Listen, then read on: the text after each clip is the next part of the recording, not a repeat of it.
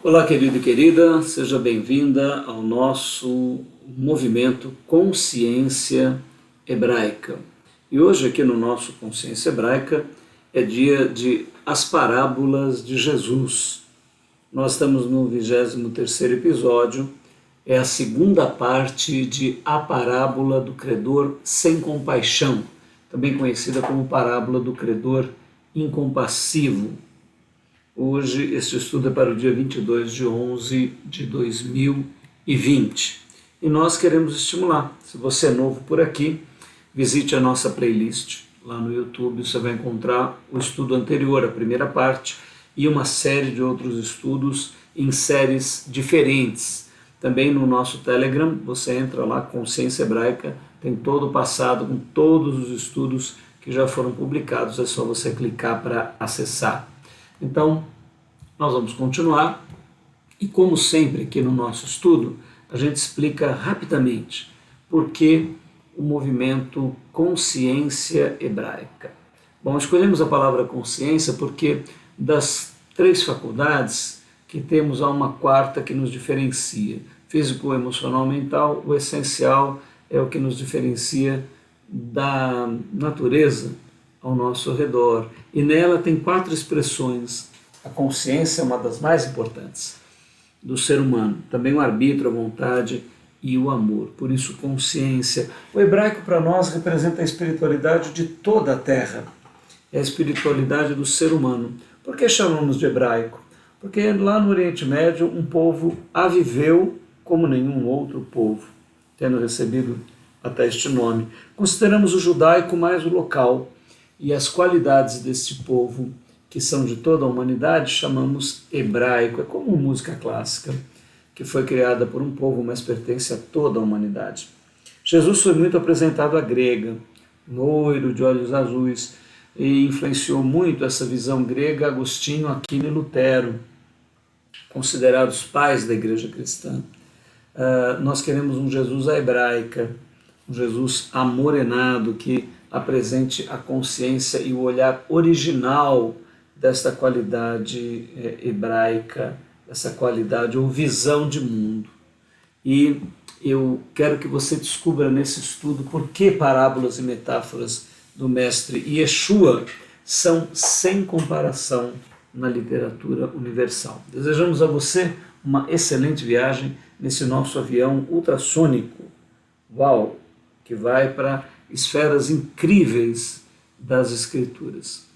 Então, neste estudo, que conceitos que nós vamos trabalhar, né? Que perspectivas esta parábola nos traz? Como nós falamos no nosso primeiro encontro, primeiro, a nossa total incapacidade de realizar o propósito do Criador, e nessa compreensão de entendermos a graça, a dimensão da graça que há em Yahvé Elohim Adonai, através de Yeshua HaMashiach, Messias. O propósito do Criador é aquele em Gênesis 1:26, onde nós falamos do homem ser gerado, o ser humano alcançar a imagem e a semelhança do Criador, ou ser construído como um templo cósmico para a habitação da divindade. Então, essa parábola também trata da nossa incapacidade de perdoar, porque isto realmente só pela dependência do Espírito Santo do Messias, o Espírito, o Ruach Kadosh de Yeshua HaMashiach, para nós perdoarmos o nosso próximo. O ser humano naturalmente é egocêntrico demais para perdoar, né? E nós precisamos dessa capacidade divina de exercer o perdão. O poder das nossas escolhas, as resultantes conscienciais, né, que vão dando uma qualidade à nossa consciência e ao nosso campo de atitudes. Então isso é muito sério, essa parábola trata acerca disso, que é necessário que o ser humano tenha uma atitude para com o seu Criador, para com o seu próximo, para consigo mesmo. E a possibilidade de extinção do nosso ser, né, que é a segunda morte, a morte espiritual. Nós vamos trabalhar isso numa parte da parábola e é muito importante. Bom, O tema central dessa parábola é sobre a graça e o reino de Deus como dádiva, né? Então nós consideramos este ponto, a graça e o amor são o ponto central da vida de Yeshua, Messias hebreu. A graça é sem medida, a graça e o amor de Deus são incomparáveis, são imensuráveis. É claro que existe uma única condição para que essa graça, para que este amor possa tocar, ser processado na tua vida. Qual seria esta condição? Que você aceite, que você queira, porque o amor não pode ser imposto, a graça não pode ser imposta, ela precisa ser querida, desejada, ok? Então, esta parábola trata sobre o centro da graça de Deus. Desculpa. Nós queremos então prosseguir com Mateus 18, 23, com a parábola do credor sem compaixão. E assim, nós sempre fazemos uma nota, eu já repeti no primeiro estudo, vou repeti-la novamente, né? Não há uma única explicação, nem a melhor, são perspectivas que as parábolas possuem, nós damos a nossa, né? Nunca o símbolo corresponde perfeitamente ao simbolizado, isso é importante você saber, né? Entre o símbolo e o simbolizado há mesmo distorções, possibilidades de aplicações diferentes, né? A gente sempre faz assim o estudo do contexto, depois a leitura, os termos, verificamos a história, se a gente a entende bem, e vamos para o símbolo e para o simbolizado. Nós já fizemos toda essa parte no estudo anterior, hoje nós vamos entrar no símbolo e no simbolizado da segunda parte da parábola. Provavelmente o nosso estudo será mais curtinho para a gente concluir a parábola do credor sem compaixão. E o tema do reino, né? Toda parábola ela trata de um pedacinho do reino. Nesse caso é sobre a graça. A graça é o foco da parábola do credor sem compaixão. E o perdão também. Seriam dois temas que estariam no centro desta parábola. Falamos do contexto, né? Assista ao primeiro encontro, né? A gente fala sobre exatamente o perdão, ele é citado numa passagem anterior, onde o perdão 70 vezes 7 é aplicado, né? Você pode ler lá. E depois o divórcio, bênçãos de crianças e o jovem rico. Então é um verdadeiro kit que trata de espiritualidade, a gente explorou isso um pouquinho no primeiro encontro. Aí você vê sexo, você vê dinheiro, poder, né? Você vê o perdão, e você vê a criança sendo colocada como um modelo. Não mais, evidentemente, é importante nós aqui ressaltarmos que o que Jesus preconiza não é um infantilismo, né? Ou seja, que adultos fiquem, que decresçam na sua capacidade cognitiva, afetiva, para se comportar como uma criança. Evidentemente não é isso. Jesus pega o modelo da criança e ele então pede para que o adulto, ser humano, alcance a sabedoria da atitude que a criança tem em relação ao adulto, ou seja, uma atitude de entrega, uma atitude de dependência, uma atitude onde ela se volta para os pais, onde está todo o recurso dela.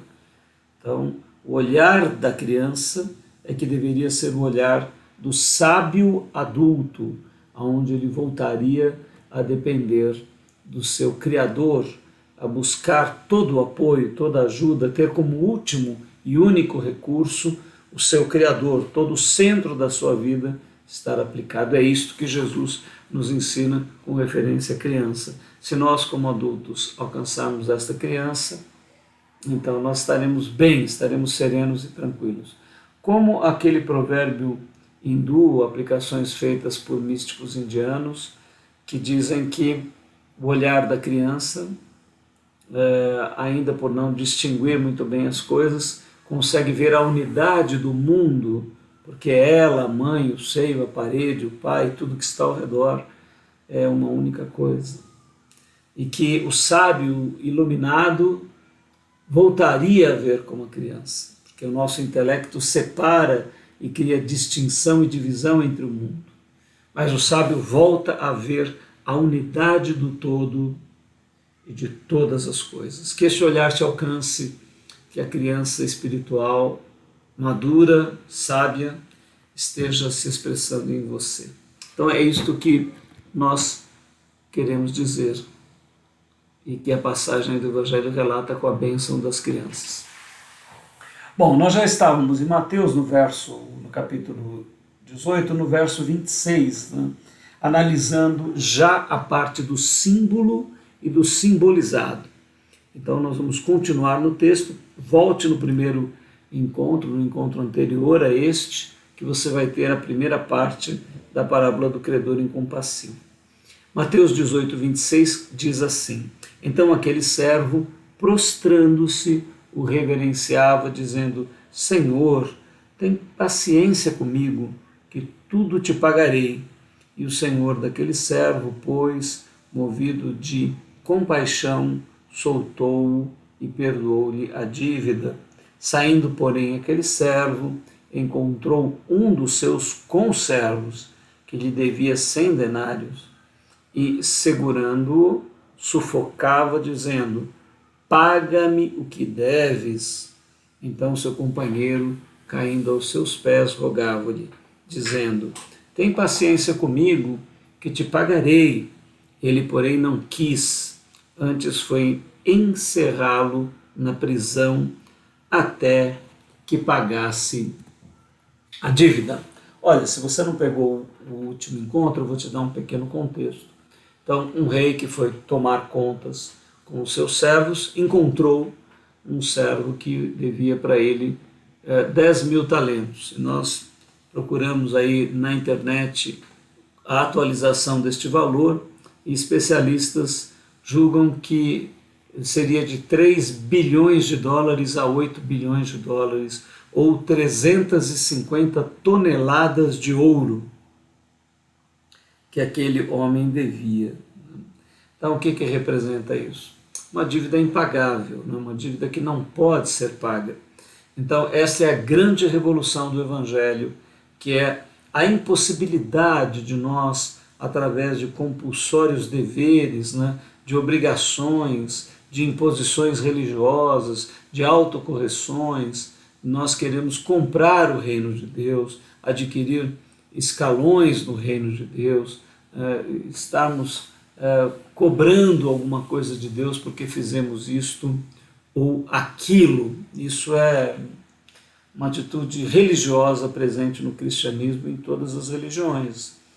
E aí nós vemos essa parábola desmonta todo este arcabouço teórico, porque é impossível que essa dívida seja paga, sob qualquer situação, pretexto. Então, este homem clama por misericórdia e o Senhor, o rei, perdoa-lhe toda a sua dívida. Ele, saindo dali, encontra um outro que lhe devia dinheiro. Bom, provavelmente, o dinheiro que ele devia, que aquele rapaz devia para ele, tinha sido do rei, porque tudo que ele tinha pego emprestado do rei. Mas ele pede o pagamento daquilo que a pessoa lhe deve, e a pessoa então prostra-se aos seus pés e pede também misericórdia, dizendo: olha, eu não tenho com o que pagar, me perdoe, tenha paciência. Ele não pede o perdão da dívida, ele pede paciência, como ele pediu para o rei, e com eu tudo te pagarei. Mas ele, que tinha acabado de ser perdoado, uma dívida impagável, e os 100 denários que o outro devia, equivaleria aí, alguns especialistas falam, a um dia de trabalho, Não, sei lá, dependendo da tua hora, do teu dia de trabalho, o que seria um valor aí de R$300, R$200, não sei. Ou então 3 meses de salário, alguns especialistas calculam, e no salário brasileiro R$3.000. Quer dizer, isso comparado a 350 toneladas de ouro, ou de 3 a 8 bilhões de dólares, não significa nada, E ele se agarra ao pescoço, sufocando aquele homem, e diz que não lhe perdoa a dívida e encerra-o na prisão. Então esse é o contexto, Ou seja, aquele que recebeu uma imensa misericórdia, não consegue executar uma pequena misericórdia. E aí vamos ver a consequência disso na continuidade do nosso estudo. Nós já estamos no símbolo e no simbolizado, né? Então aqui o símbolo do Rei da compaixão, o amor, a graça, a misericórdia, o perdão do Messias, né? O símbolo do servo, são relações humanas em tempo e espaço, o uso do nosso arbítrio. Os 100 denários, ou 3 meses de salário, as falhas que cometemos uns com os outros, o pedido de perdão, consciência, arrependimento, perdão e restituição, vamos falar sobre isso. Aprisionar o outro significa tomar veneno esperando que o outro morra, né? Então agora nós podemos ver cada um desses tópicos, né? Então vamos falar aqui sobre o primeiro tópico. Olha, o que está escrito aqui? Este rei que perdoa a dívida de 3 a 8 bilhões de dólares ou 350 quilos de ouro. Evidentemente nós estamos falando aqui sobre a graça, sobre a misericórdia, né, sobre o perdão. É disto que trata o rei da compaixão. Então o Criador é apontado, é colocado nesta parábola como o verdadeiro amor, o verdadeiro sentido de graça, a misericórdia, né, que é uma palavra belíssima do latim miseris, que é de miséria, e cordis, que é coração, ou seja, alguém que olha para a tua miséria não com a cobrança, não com o problema, né, mas que olha com o coração. Então, é impressionante como esta parábola toca profundamente na vida humana, no coração humano, fala a respeito das qualidades que nós precisamos ter na nossa vida, no nosso interior, no nosso coração. Então eu queria que você despertasse para esta visão de Deus como um rei de amor, como um rei de graça, como um rei de misericórdia, como aquele que nos perdoa. E isto tudo está concretizado na figura do Messias. O Messias de Israel, ele preconiza todas essas ações de misericórdia, de perdão, de graça, de paz, né? Então, essa figura maravilhosa está na parábola. Agora, a segunda parte da parábola é o servo do servo, que fala a respeito das relações humanas em tempo e espaço e o uso do nosso arbítrio. Então veja, olha, uma coisa impressionante, né, que acontece no reino dos céus é a teia de complexidades na qual ele se desenvolve. Nós temos a relação conosco mesmos, né? Nós precisamos de graça para conosco, de compaixão para conosco, de misericórdia para conosco. Nós precisamos ter essas qualidades, nós precisamos desenvolver essa qualidade como nós tratamos a nós mesmos. Depois nós temos o nosso próximo, onde o amor, a compaixão, a misericórdia também é colocada em rede, porque o nosso arbítrio ele vai funcionar, né? Como nós tratamos o nosso irmão, a nossa irmã? Qual é a maneira pela qual o nosso comportamento afeta aquela vida, né? Quanto que eu consigo me prejudicar às vezes, mas por causa do amor ao meu irmão, à minha irmã, né? E quanto eu faço isso por graça, por consciência, né? Então esse é o grande desafio, e isso tem uma dimensão das nossas escolhas. Eu posso escolher. Você falar que é vítima simplesmente, se colocar apenas no papel de vítima, né? Não porque a pessoa me agrediu, porque fez, porque eu tive que reagir dessa maneira, né? Nós não estamos falando em covardia, nós estamos falando que você não deva colocar limites, que você não deva permitir que os outros abusem de você, mas que você revide isso com pragas, com maldições, com xingamentos, com ódio, com violência, com terror. Né? Isso não tem cabimento, é uma escolha do caminho do ódio, é uma escolha do caminho que nos afasta do centro da nossa vida. Né? Então, o outro é um grande desafio para nós, é o nosso conservo, é o servo do servo, né? Que aí implica nas nossas relações humanas, o uso do nosso arbítrio. E os 100 denários, né? Os 3 meses de salário, as falhas que cometemos uns com os outros. Então você vê, né? A falha que nós cometemos com o Criador é 8 bilhões de dólares. Como é que vai se pagar isso? Né? E na verdade é um símbolo, porque mesmo que tivesse um bilionário que pudesse pagar isso, não é a questão.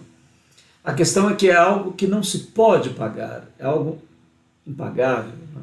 E as nossas religiões aproveitam essa autossensação que nós temos de fato. Todo ser humano sabe que é um pecador insolvente, que é um devedor insolvente, que é um falido pessoalmente.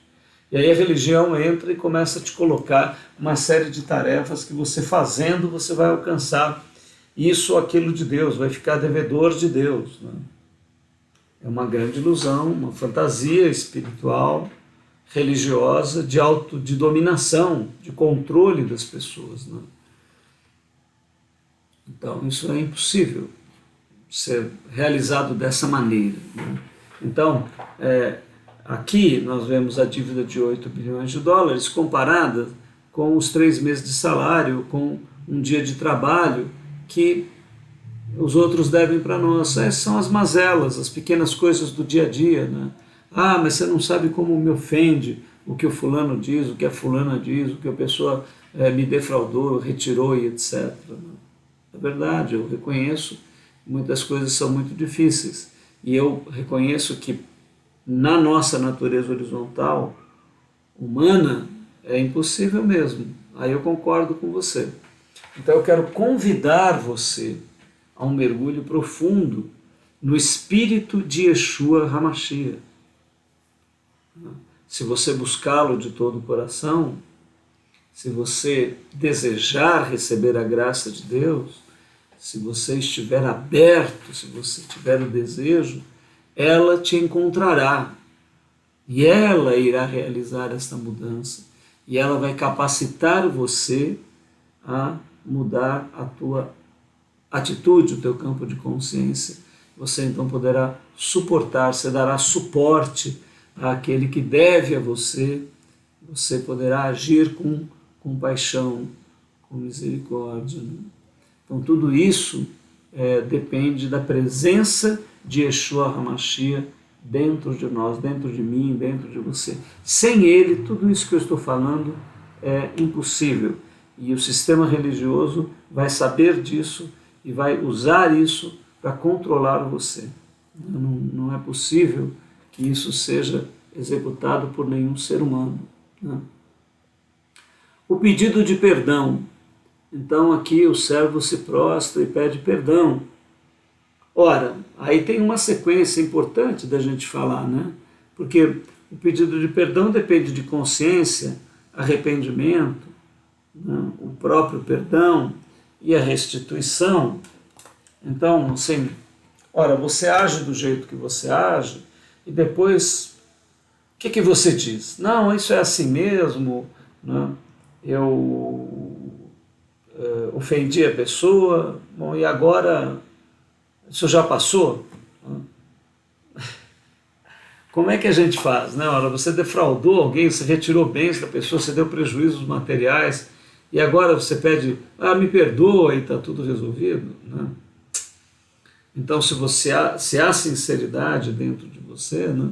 Então você vai procurar restituir, você vai procurar a confissão, né? Você vai confessar o teu erro, você vai dizer, olha, eu falhei, eu mesmo não concordo com isso que há em mim, eu mesmo não tenho prazer nesse comportamento.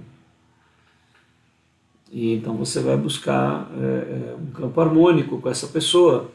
Você vai tomar consciência, você vai confessar o teu arrependimento e você vai procurar restituir. Se for possível materialmente, você vai procurar se esforçar para restituir o que você materialmente prejudicou o outro. Se for moralmente, se for espiritualmente, você vai procurar de alguma maneira demonstrar, não só numa palavra vazia, me perdoa, mas você vai procurar com gestos, de fato, realizar algo, né? O Espírito da graça em você vai te levar a isso, né? Para não ficar uma coisa simplesmente sem sentido. Aí revela muito mais, de fato, a nossa canalice, né? É difícil dizer isso, não é muito agradável nem elegante, mas o perdão barato, né, equivale a um gesto canalha da nossa parte, né? A gente causa um baita prejuízo, faz uma baita confusão e depois ou nem pede perdão ou fala, mestre, me perdoa. E aí repete novamente. Então, não é isso. Nós podemos ter fraquezas, dificuldades, debilidades, tudo isso faz parte da vida humana. Mas nós precisamos ter arrependimento, tomar consciência do nosso ato, procurar restituir a pessoa, né? Se foi conosco, perdoar legitimamente, buscando a presença do Ruach Kadosh, do Espírito do Messias, restituir. Né? Então tudo isso faz parte de quando nós pedimos um sincero pedido de perdão. Quando você pede perdão, engloba todos esses passos, né? Não apenas um pedido superficial, artificial. E aí lá na parábola está dizendo que ele manda prender o outro, né? Ou seja, aqui tem um sentido de vingança, né? Ou seja, eu fico odiando a pessoa, eu fico com ódio, eu alimento a mágoa dentro de mim. Quando ele prende o outro na cadeia, ele está alimentando o ódio, a mágoa dentro de si. Isso equivale, como nós escrevemos lá, a você tomar veneno, porque você está odiando, você está tomando veneno, você está trazendo um veneno para dentro de você. E você espera que o outro seja prejudicado com o veneno que você está tomando. Isso não vai dar certo nunca. A melhor maneira é que você, de fato, solte o outro, libere ele da prisão, libere ele da cadeia, né? E pare de odiar. Né? Siga o caminho do amor, busque o arrependimento, libere o perdão. Eu não consigo. Excelente, isso é o natural de todo ser humano. Você chegou no ponto ótimo, se você confessa que não consegue. Então, busque o Ruach Kadosh, o Espírito Santo, deseje o perdão, deseje sentir a presença do Messias, se entregue a Jesus. Ele está em Wi-Fi, né? Só você fazer o download do seu espírito, porque depois que ele foi transcendido, a Suprema Divindade adquiriu a qualidade, né? Expressa a qualidade do Filho amado e bendito do Espírito de Yeshua, que agora está em todas as partes. Se você clamar e buscar, você vai sentir a transformação. Você só precisa desejar, querer sinceramente de todo o coração, e isto acontecerá. É impossível que não aconteça. É impossível que não aconteça. Então, esta é a parte de aprisionar o outro da parábola, né? E agora vamos dar mais um passo, porque continua o texto. E aqui, no texto final da parábola, diz assim, Mateus 18, 31. Vendo, pois, os seus conservos o que acontecera, contristaram-se grandemente e foram revelar tudo isso ao seu senhor. Então, o seu senhor, chamando-o à sua presença, disse-lhe, servo malvado, perdoei-te toda aquela dívida, porque me suplicaste. Não devias tu também ter compaixão do teu companheiro, assim como eu tive compaixão de ti? E indignado, o Senhor o entregou aos verdugos, até que pagasse tudo o que lhe devia. Assim vos fará meu Pai Celestial, se do coração não perdoardes cada um ao seu irmão. Ok, vamos então ao símbolo e o simbolizado, né?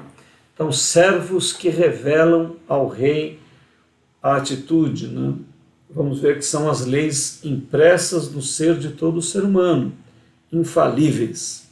Servo em maldade, olha, decisão consciente, humana pelo caminho do ódio, pelo caminho das trevas, né? Muito triste. A compaixão, a graça de perdoar, o auto-perdão, a autocompaixão e também o halo-perdão. Halo é para fora, né? A halo-compaixão, você ter compaixão do teu próximo. Pagar tudo o que deve, segundo a morte da essência humana. E o desafio do perdão, só o Espírito Santo do Senhor Jesus pode capacitar o ser humano. Então vamos tratar aqui da primeira parte, né? Servos que revelam as leis impressas no ser de todo ser humano e que são infalíveis. Deixa eu falar algo para você. O conceito que nós temos trabalhado aqui, se você não pegou os outros estudos, pegue, não é de que Deus seja um velhinho que está lá em algum palácio, lá no universo, em algum canto distante, né? Como a parábola até preconiza que tem um rei e os servos estão ali vendo o que a pessoa faz e contam para ele. O nosso Yahvé, Elohim Adonai, o ser infinito, eterno, ele está e é todas as coisas. Tudo que nos constitui, cada parte do nosso ser, é ele, porque ele é o infinito do qual tudo veio. Não há uma casa de material de construção cósmica que nós fomos pegar algum material, que a divindade pegou algum material para fazer as coisas. Ela fez tudo do ser dela. Então, estes servos que denunciam o nosso comportamento, que poderiam ser chamados até dos anjos de Deus, mas na verdade é o ser dele em toda a criação, que está dentro de mim, dentro de você, em todas as coisas, no ar que nós respiramos, no chão, no teto sobre a nossa cabeça ou nas estrelas, na terra, em todas as coisas, ao ser de Yahvé Elohim Adonai.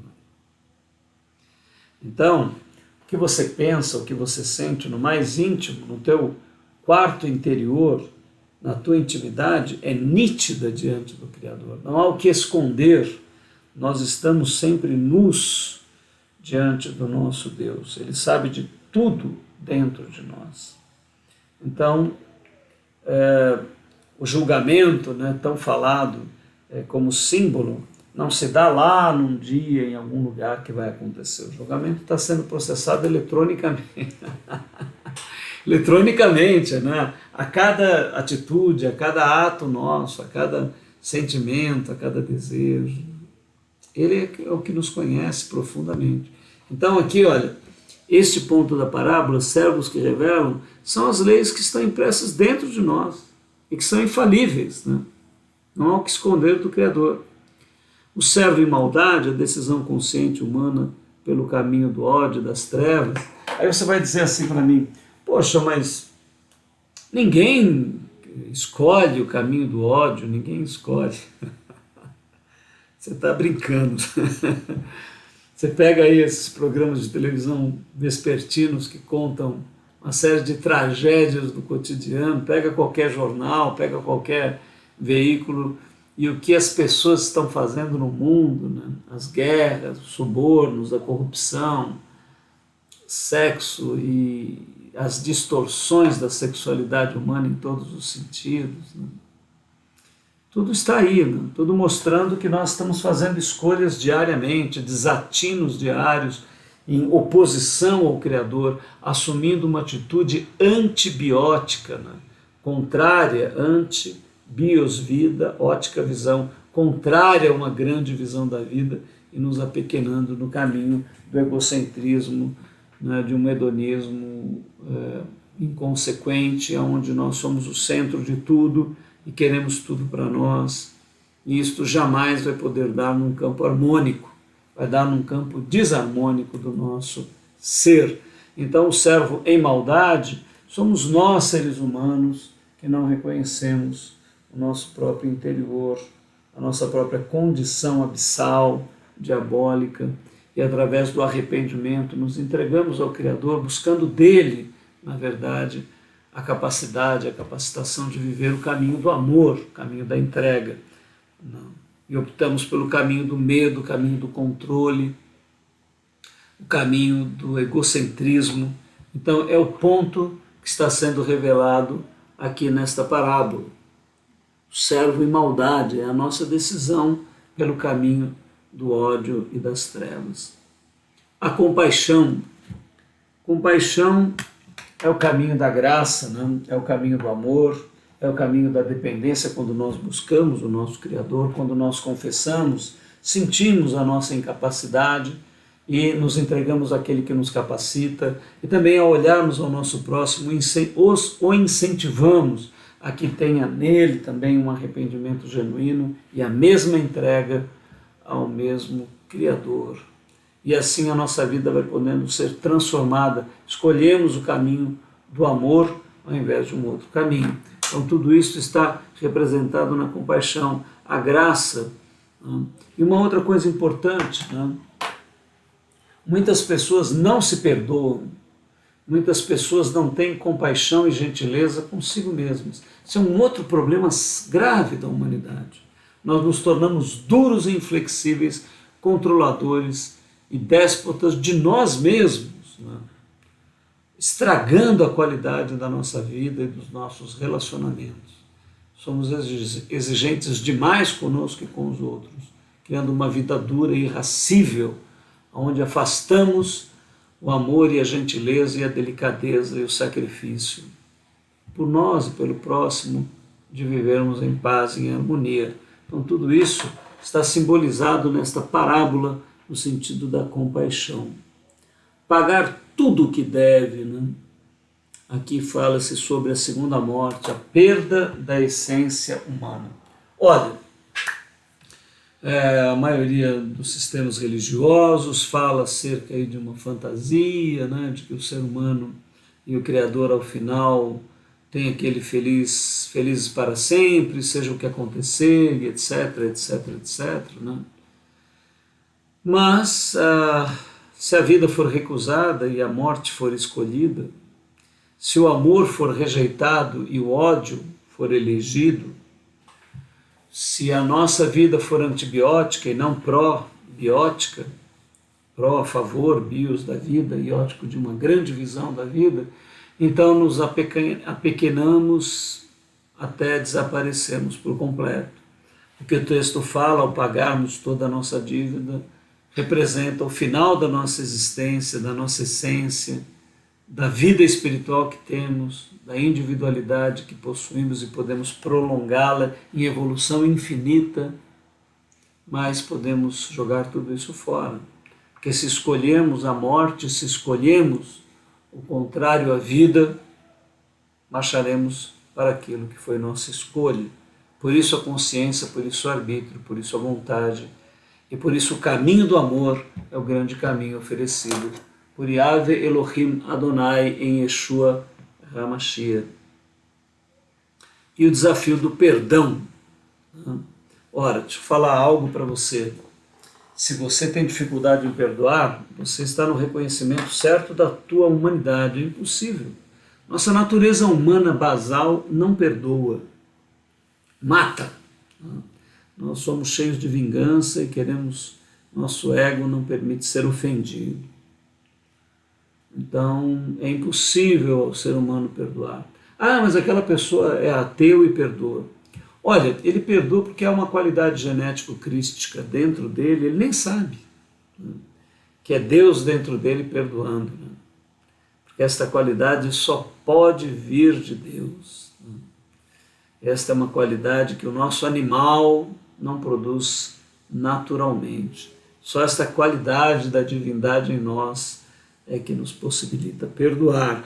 Então o que eu recomendo a você? Se há uma mágoa profunda no teu coração, se você foi detratado, abandonado, vilipendiado, ofendido, violado, se algo aconteceu no teu passado e isso marcou a tua vida para sempre, desista e erga sua voz ao Criador, a Yahvé Elohim Adonai, através do nome de Yeshua HaMashiach, o Messias, dizendo: Senhor, eu humanamente odeio, não tenho como perdoar, sinto ódio, quero destruição, quero ver a morte e o mal daqueles que me ofenderam, que me detrataram, violaram, que abusaram de mim.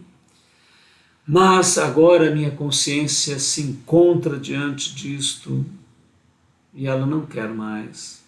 Apesar de não conseguir vencer, mas eu clamo ao teu Espírito que venha sobre mim e me capacite a uma nova dimensão. Eu desisto de mim mesmo, eu desisto de querer perdoar, mas me abro à possibilidade de que o teu Espírito em mim me faça mudar e transforme o meu ser para que eu venha a perdoar, a me perdoar, a perdoar aqueles que me ofenderam.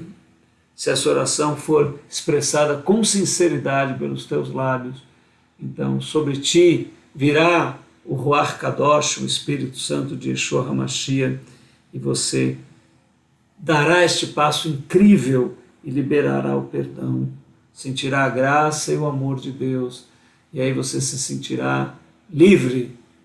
Mesmo você tendo encarcerado o outro, você estava preso numa cadeia.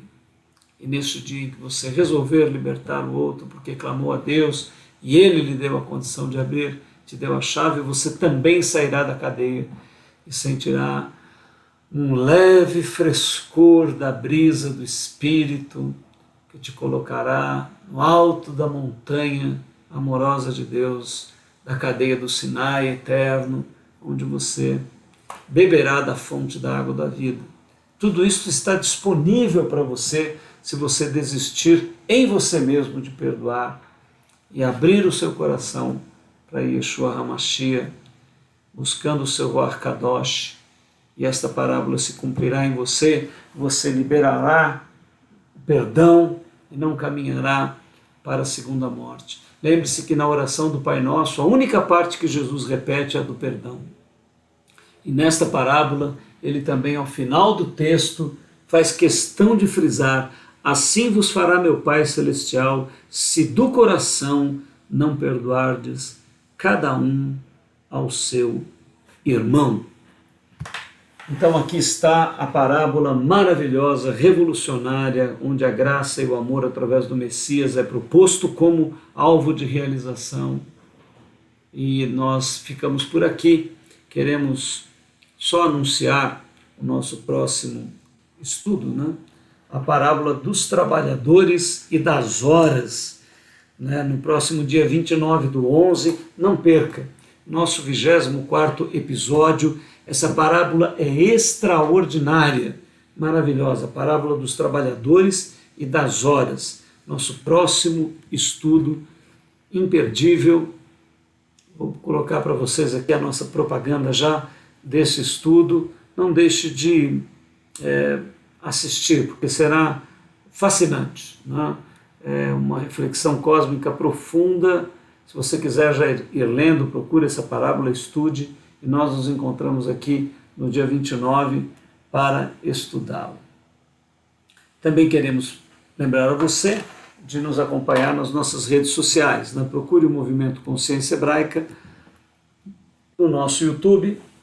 Lá você tem as playlists como do Infinito Amor, Parábolas, o Apocalipse de Jesus e vários estudos interessantes que você pode acompanhar. Também lá no grupo do Telegram, há uma verdadeira biblioteca. Entre no grupo, se inscreva.